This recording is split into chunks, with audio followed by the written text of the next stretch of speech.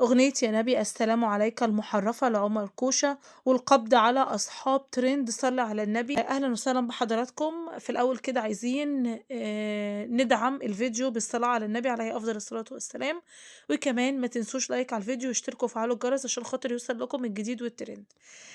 طبعًا يا جماعة الناس كتير جدًا بتسأل الواد ده منين، وإزاي عمل الأغنية دي، وإزاي ما اتقبضش عليه لحد دلوقتي. يا جماعة الواد ده مش قاعد في مصر، الواد ده متجوز واحدة أجنبية وقاعد معاها برّه مصر، هو أصلًا من المنوفية، هو قاعد دلوقتي مقيم في أوروبا. خد المنحة من الدولة وأعلن إلحاده هناك، استغفر الله العظيم يا رب.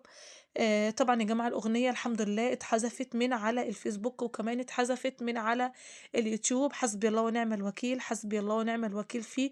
طبعًا ما حدش عارف قادر ولا ما حدش قادر يوصل له عشان خاطر هو برّه بس كفاية حسبنة المسلمين كلّها، المسلمين كلّهم عليه. حسبي الله ونعم الوكيل، حبيبي يا رسول الله، شفيعي يا رسول الله. طبعًا يا جماعة دي ناس بتحاول إن هي تقلل من شأن الدين الإسلامي وتقلل من شأن رسولنا، استغفر الله العظيم يا رب. حسبي الله ونعم الوكيل. طبعًا هو مش محتاج واحد زي ده ما لهوش أي قيمة عشان خاطر يعمل له أغنية ولا تعمل أغنية ليه أصلًا. حسبي الله ونعم الوكيل، ربنا يا رب يرد له حقه، اللهم آمين يا رب. بس يا جماعة الحيوان ده مش قاعد في مصر، الواد ده قاعد برّه مصر في أوروبا، عشان كده واخد راحته.